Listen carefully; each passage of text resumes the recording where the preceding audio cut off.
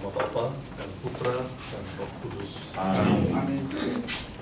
Tuhan bersamamu Dan bersama saudara sekalian. Sebelum kita mendengarkan sabda Tuhan, kita membuka diri bagi Tuhan, membiarkan Dia berbicara pada kita lewat sabdanya, agar kita menjadi semakin bijaksana.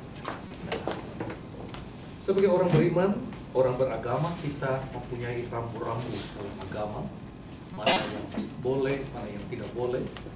Tapi di atas segala sesuatu Tuhan memberikan pada kita iman dan cinta.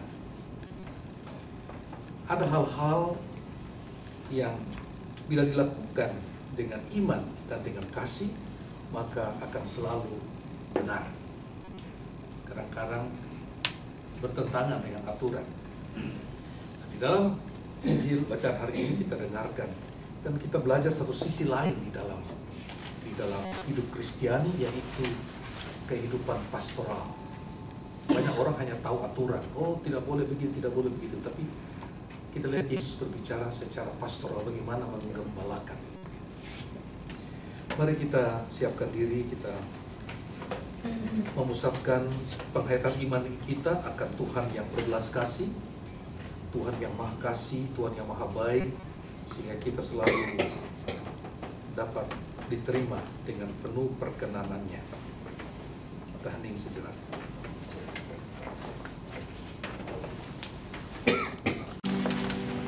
Kita berdiri.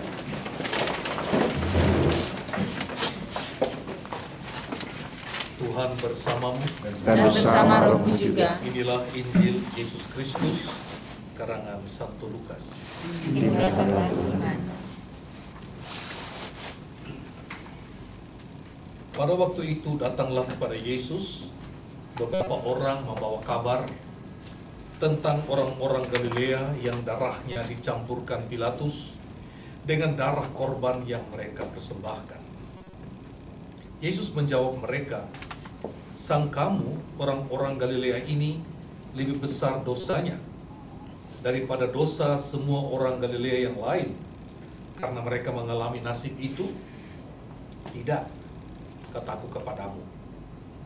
Tetapi jikalau kamu tidak bertobat, kamu semua akan binasa atas cara demikian. Atau sangkamu ke-18 orang yang mati ditimpa menara dekat Siloam lebih besar kesalahannya daripada kesalahan semua orang lain yang diam di Yerusalem? Tidak, kataku kepadamu.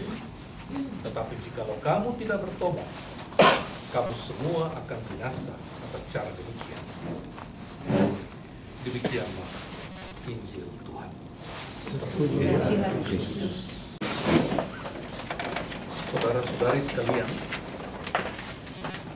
kalau orang yang jahat atau yang kita anggap jahat kena musibah, apa yang muncul di hati kita? Jarrago.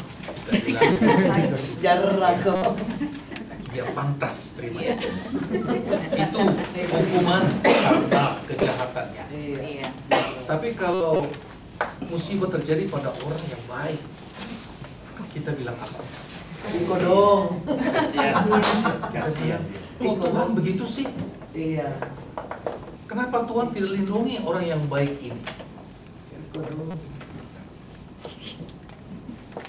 Hari ini dalam Injil ini Yesus berbicara tentang bagaimana kita menyikapi hal-hal semacam ini. Itu yang disebut pengetahuan pastoral. Di dalam benak kita tertanam selalu orang yang jahat layak dapat hukuman, orang yang baik layak dapat berkat. Sehingga kalau terjadi sebaliknya, kita akan protes dan keberatan. Nah, pertama kita perlu melihat dalam kasus-kasus musibah. Beberapa waktu di Australia ada skandal dalam gereja. Ada seorang pastor yang sangat dicintai oleh umat. Sangat dicintai karena selain dia baik, dia khotbah bagus, dia menggembala umat baik. Satu kekurangannya, dia jatuh cinta Juga. dan dia menikah dengan seorang wanita Filipina. Dan semua umat parokinya itu, bukan semua, tapi sebagian besar, oke, mereka bilang gak apalah, ya. Gak apa, itu bukan halangan bagi kami. Keuskupan sudah menegur, tapi umat membela pastornya. Dan pastor ini gede kepala, ya. Dia bilang, saya tetap jadi uskup. Ya. Saya punya umat ada, uskup tidak mau akui, tidak jadi soal. Yang penting umat akui saya. Dan dia jalankan terus tentang imamatnya. Lalu untuk bulan madu, dia berkunjung ke Filipina bersama istri ini. Tiba di kampung halaman istri ini, datang angin tofan yang terjadi di Tacloban itu, sehingga air laut naik dan dia dengan wanita itu termasuk di antara mereka yang mati, tidak ditemukan mayatnya. Dan seketika menurut kabar dari pastor di Australia, di surat-surat kabar itu muncul headline, ya. Banyak orang mati, tapi kenapa ini yang diangkat? Ya. Mereka sepertinya mengatakan, ya, itu hukumannya, akibatnya melawan. Ya, betul. Hari ini Yesus menjawab bahwa bukan Tuhan yang menghukum dia, itu alam. Alam mempunyai hukum tersendiri. Kita tahu kalau orang misalnya tidak menjaga makanannya, maka alam menghukum dia menjadi sakit. Kolesterol tinggi, gula tinggi, dan sebagainya, itu alam. Orang yang tidak tahu menjaga dirinya, alam akan menghukum dia umur pendek. Itu alam. Orang yang tidak bijaksana dalam hidupnya, tidak menjaga diri, naik mobil sembarangan, mobil mabuk, maka jangan heran kalau dia celaka. Itulah hukum alam, sebab akibat. Dalam Injil kita dengar ada kejadian orang-orang Galilea dibunuh oleh tentara Pilatus, dan darahnya itu dicampur di dalam darah persembahan sementara mereka beribadah. Pilatus punya alasan membunuh orang-orang ini karena mereka ini pemberontak politik. Cuma mereka beragama. Namun orang-orang banyak mengatakan bahwa pasti orang-orang ini lebih besar dosanya dari orang lain. Karena kenapa orang lain beribadat nggak apa-apa, kenapa mereka beribadat, mereka justru dibunuh. Dan darah mereka itu harusnya darah lembu, darah domba, tapi ini darah mereka yang dipersembahkan di korban bakaran. Tuhan tidak berkenan pada mereka, makanya mereka binasa. Yesus mengatakan bukan karena itu. Ya. Jangan mengira bahwa orang-orang yang mati itu dosanya lebih besar daripada kamu semua yang gak mati. Bisa jadi mereka lebih baik.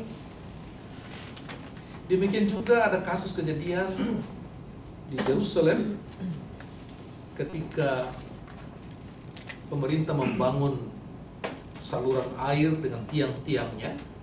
Tiangnya itu runtuh dan menimpa pekerja-pekerja sehingga mereka itu tewas.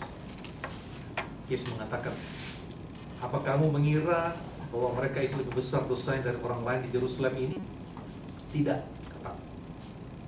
Tapi Yesus ingatkan satu hal, apabila kamu tidak bertobat, maka kamu akan binasa. Kita bingung kan? Jawabannya, tidak semua musibah itu adalah akibat dari dosa orang-orang yang jadi korban. Tetapi setiap orang yang tidak bertobat, pasti akan kena musibah. Soal waktu aja. Ya. Ingat, kalau orang kena celaka, belum tentu bahwa orang itu punya dosa lebih besar. Tapi kalau orang berbuat jahat, pasti satu ketika dia akan kena musibah. Bukan musibah di dunia saja, tapi yang kekal. Kasus pastoral yang kedua, bagaimana kalau Anda pergi ke Klenteng? Misalnya Anda pergi ke Klenteng karena ikut teman Anda, lalu teman Anda pai-pai, lalu di depan. Keras sekali suaranya. Lupa.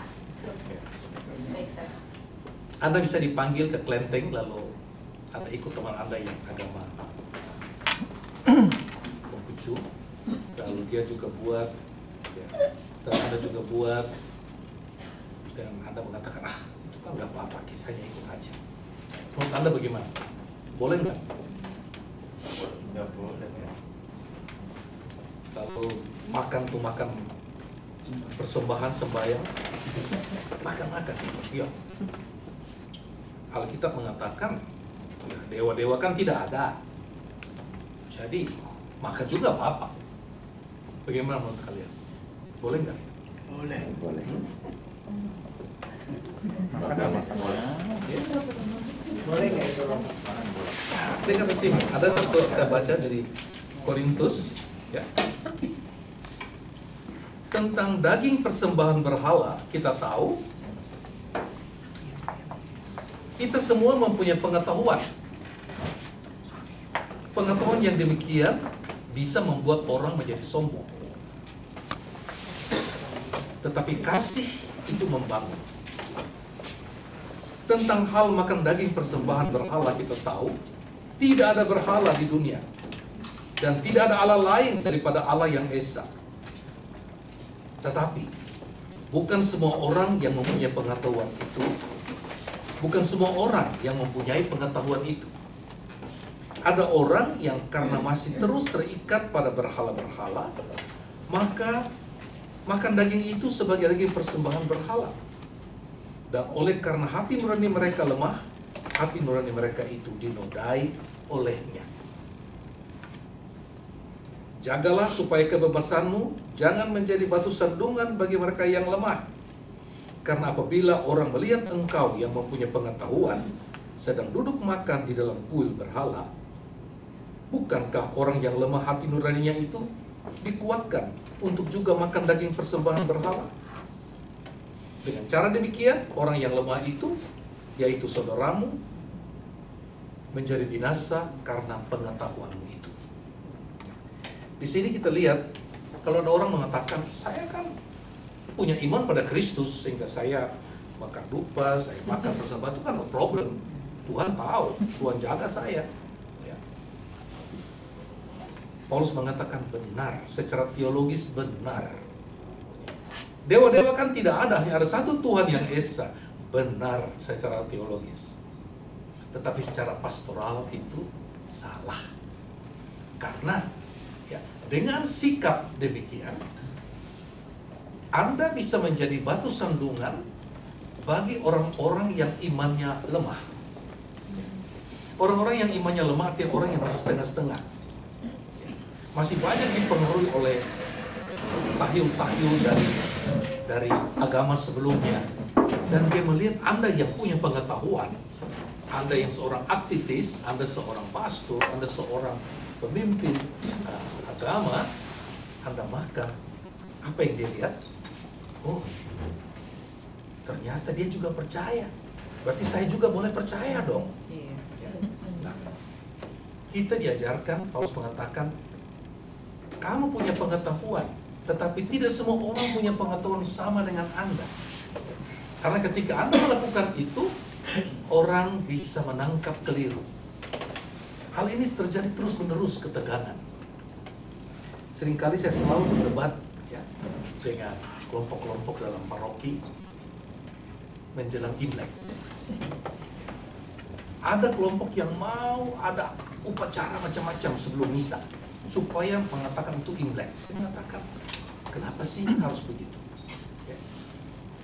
Orang mengatakan, gereja bilang boleh. Saya bilang betul boleh. Tapi apa yang boleh bukan berarti kita harus lakukan. Karena saya seperti mengatakan, karena ada orang-orang yang imannya belum seperti kita. Kita yang belajar pengetahuan, pastor-pastor tahu semua bahwa itu hanyalah adat. Bakar dupa, makanan itu adat. Mereka tidak mempersembahkan ke suruh arwah makan. Itu adat istiadat. Dan adat itu bukan agama. Tapi tidak semua orang punya pengetahuan itu. Nah, orang-orang yang masih menganggap bahwa itu adalah berhala dan melihat kita melakukan, bisa membuat orang itu tersandung, ya, dan mengatakan, oh ternyata sama aja ya, boleh ya. Ini selalu terjadi ketegangan. Maka sebagai pastor dan juga dari anak sebagai pemuka umat harus mempertimbangkan semua ini. Ya. Satu pihak bisa membantu, satu pihak juga kita harus jaga. Ya. Maka penjelasan kepada umat itu sangat-sangat penting. Saya dapat SMS dari Jakarta. Romo, bagaimana? Romo, paroki kami itu aneh-aneh. Menjelang Imlek, mulai Imlek sampai Cap Gome di depan tabernakel dia tancap 3 hiu besar. Oh my God. 3 hiu besar. Itu kan untuk kelenteng.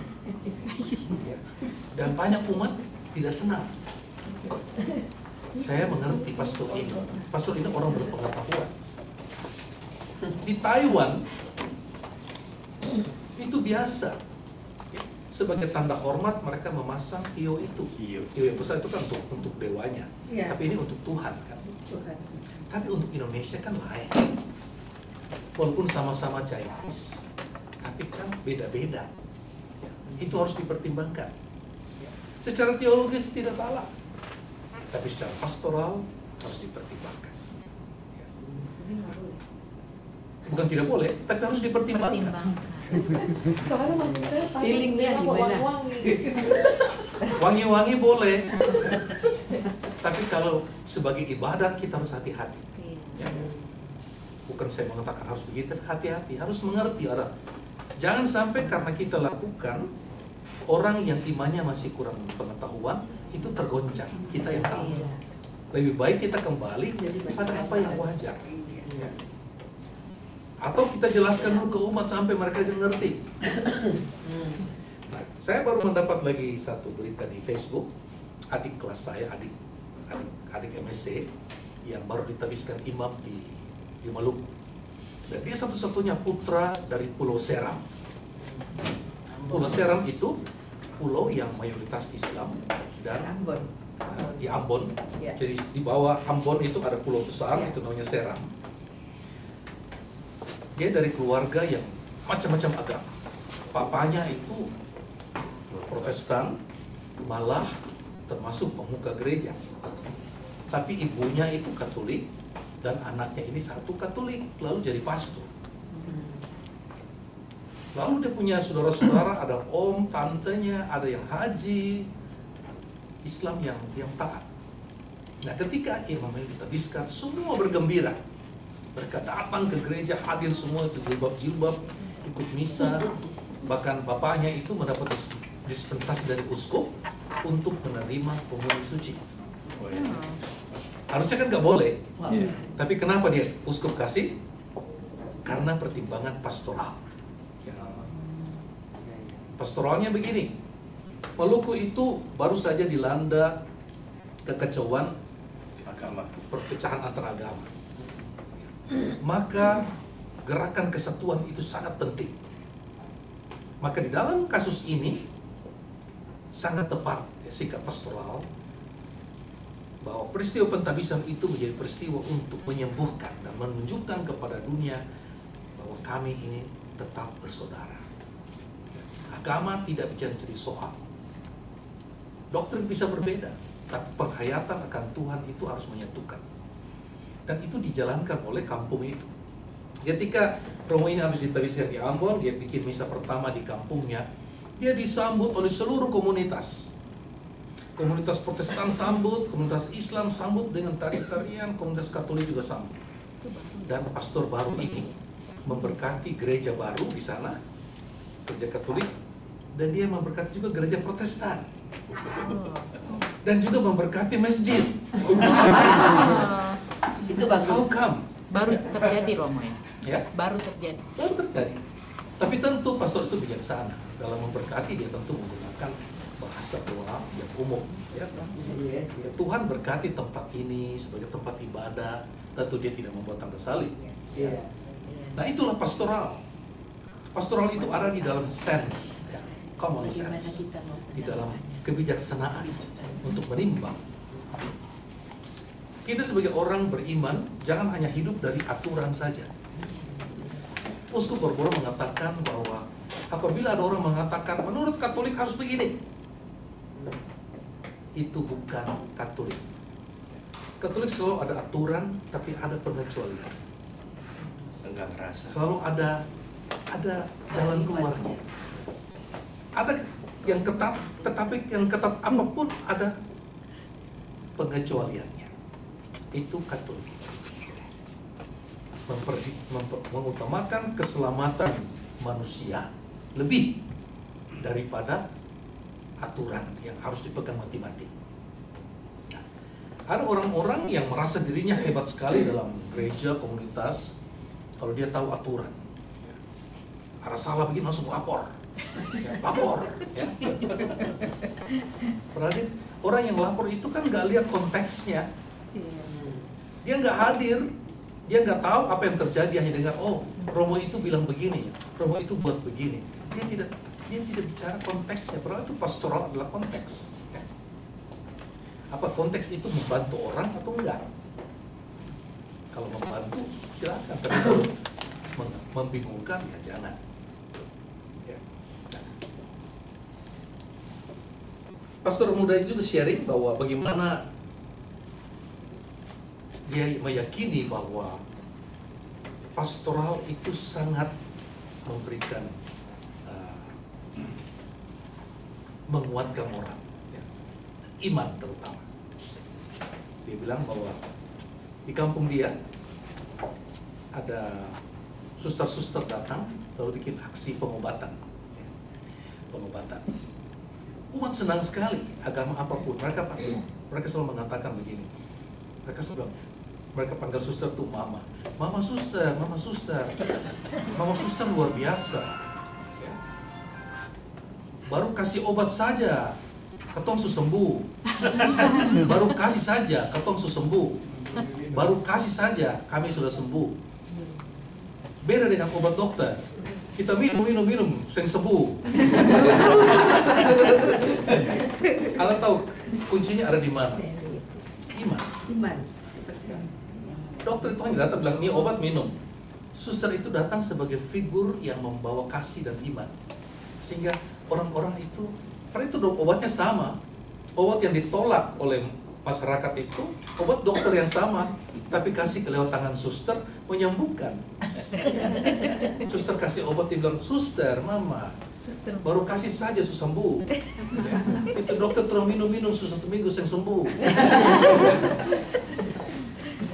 Kita lihat bagaimana cara pastoral itu sangat-sangat menentukan. Jangan hanya pakai logika, tetapi kasih, iman dan kasih itu bekerja dengan luar biasa. Kita hidup di dalam gereja dan gereja itu adalah suatu organisasi. Tapi ingat, gereja itu bukan hanya melulu organisasi. Organisasi itu ada aturan mainnya dan semuanya. Tapi gereja itu adalah komunitas orang berpercaya, komunitas kasih. Dan kita pertama-tama harus menghayati ini. Aturan itu hanya seperti pagar mengelilingi. Jangan sampai aturan-aturan membuat kita kehilangan kasih dan kehilangan iman pengharapan. Amin. Bersamamu Dan sama. saudara-saudara sekalian, kami Allah yang Maha Kuasa, Bapa, Putra, dan Roh Kudus. Amin. Ini ibadah kita sudah selesai. Syukur kepada